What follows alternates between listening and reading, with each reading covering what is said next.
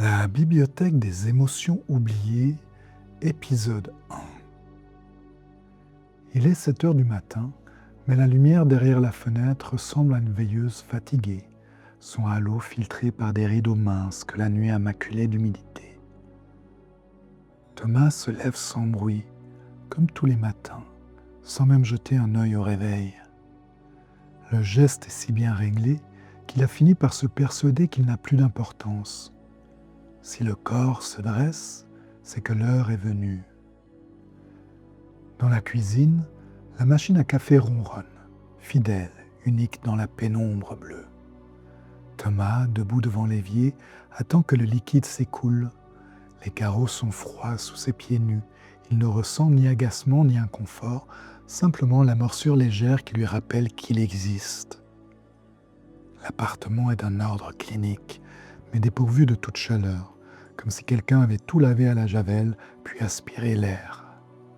Sur la table, le bol blanc attend, orienté pile vers la chaise.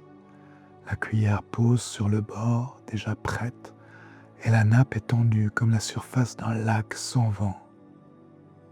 Il mange sans faim, mastique sans y penser, laisse le goût du café se dissoudre dans sa bouche avant de tout rincer d'un trait d'eau fraîche. Il ne savoure rien, mais il ne souffre pas. Un matin ordinaire, une journée presque déjà terminée avant d'avoir commencé. Dans la salle de bain, il s'observe à peine. Le miroir lui rend son reflet avec une indifférence presque cruelle. Des yeux couleur de pluie, un visage lisse, sans âge, le menton rasé de près. Il y a, sur le rebord du lavabo, 3 flacons identiques, tous alignés, chacun pour une étape précise de la toilette. Il choisit le premier, puis le second, puis le troisième. Sa main ne tremble jamais. Une fois habillé, Thomas sort de l'appartement. La porte claque derrière lui d'un bruit étouffé. Sur le palier, il croise la voisine du dessous qui le salue avec une voix claire et lui lance un sourire un peu trop large. Il lui répond d'un hochement de tête, ses lèvres dessinant une parenthèse muette, puis descend les escaliers en effleurant la rampe du bout des doigts. Le contact du bois usé sous sa peau l'accompagne jusqu'à la sortie. Dehors, la rue transpire la bruine. L'air sent la mousse humide et la gomme de pneus. Les voitures patientent déjà alignées au cordeau, moteur tiède et phares clignotants. Thomas avance à pas réguliers vers le métro, sans jamais lever la tête.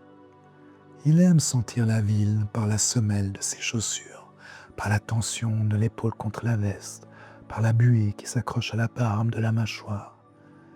Les couleurs de la ville, il les devine plus qu'il ne les regarde. Au travail, les néons sont déjà allumés, la moquette sent le plastique neuf et le café brûlé. Thomas passe entre les bureaux, salue les collègues du menton, pose son sac près de l'ordinateur. Sur l'écran, des chiffres, des listes, des diagrammes. La routine l'aspire et le porte, comme un fleuve sans détour. Il répond aux courriels, trie des dossiers, écoute d'une oreille distraite les conversations à voix basse. Personne ne semble véritablement là. Tout le monde joue à faire semblant d'exister. Parfois, une main tape sur son épaule, un prénom, un éclat de rire, une anecdote du week-end. Il sourit mécaniquement, les phrases viennent toutes seules, et déjà il les oublie. La journée file, chaque minute dissoute dans la suivante.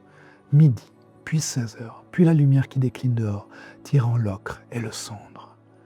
Thomas termine un rapport, vérifie 2 fois les chiffres, puis range tout d'un geste précis. Il ne reste que l'attente, celle de la sortie, du retour, du soir qui efface tout. Ce soir-là, cependant, un détail grince. Il y a dans la voix de son collègue un agacement nouveau, une remarque sèche, puis une réplique, le ton qui monte d'un cran, sans prévenir. Thomas, d'habitude imperturbable, sent la tension comme un fil tiré trop fort. Il répond, posément, mais la discussion se termine dans un froid poli, un silence qui colle au mur. Rien de grave, rien de violent, mais un malaise infime, une ligne de faille sous la surface. Lorsque le collègue quitte la pièce, Thomas reste seul, les doigts crispés sur la souris. Le soir, la ville est en parapluie retournée. La pluie s'est invitée franchement, ruisselant le long des trottoirs, gonflant les caniveaux. Thomas sort sans se presser, laisse l'eau perler sur ses manches, s'infiltrer dans le col de la chemise. Il n'a pas envie de rentrer tout de suite. Il marche, au hasard, guidé par la rumeur des gouttes sur les vitres, le claquement des talons sur l'asphalte mouillé.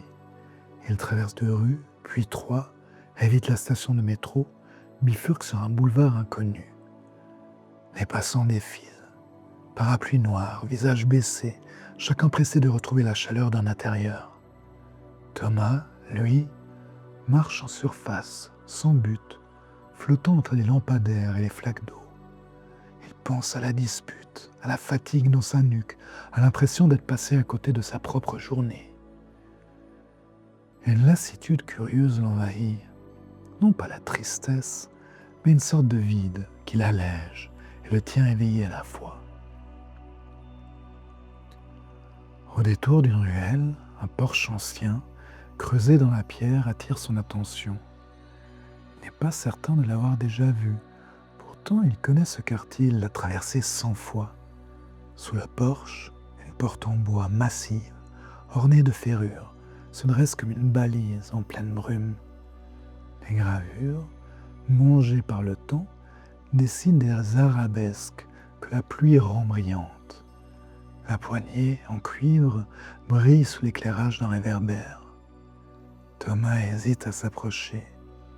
Il n'a aucune raison d'entrer. Rien n'indique la moindre présence humaine. Pas de sonnette, pas de nom, seulement ce bâton qui défie la nuit. Il pose la main sur la poignée. Le froid du métal le surprend, mais il tourne sans résistance. La porte cède dans un soupir, dévoilant un escalier en colimaçon qui s'enroule vers le bas, aspiré par l'obscurité. L'air qui s'en échappe sent la cire, la poussière, un peu le papier vieilli. Thomas hésite, 1 seconde, puis franchit le seuil. Il referme la porte derrière lui. Dehors, la pluie devient un lointain murmure. Dans l'escalier, la lumière est rare. Des ampoules nues, suspendues à de vieux fils, éclairent des marches de pierre déformées par les ans. Thomas descend lentement, l'écho de ses pas couvrant à peine le tambour de son propre cœur. À mesure qu'il s'enfonce, le silence s'épaissit. Le temps semble se ralentir. Les murs, rugueux, suintent le passé. Ici, pas de repères, pas de panneaux, pas d'odeur familière. Seulement la sensation de quitter le monde ordinaire, de plonger sous la surface.